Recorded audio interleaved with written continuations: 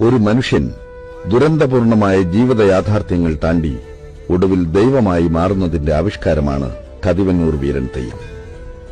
മന്നപ്പന്റെ മരണത്തിലൂടെ ചെമ്മരത്തി തന്റെ പൊറുക്കാനാകാത്ത തെറ്റുകൾ മനസ്സിലാക്കുകയായിരുന്നു. ദുർവാശിക്കാരിയും കോപക്കാരിയുമായ ചെമ്മരത്തിയെ മന്നപ്പൻ അതിരറ്റ് സ്നേഹിച്ചു. കുറ്റബോധത്തിൽ നീറിപ്പുകഞ്ഞ് ഉടന്തടി ചാടിയ ചെമ്മരത്തിയെ മന്നപ്പൻ മരണത്തിലും മരണാനന്തര ജീവിതത്തിലും കൂടെ കൂട്ടി.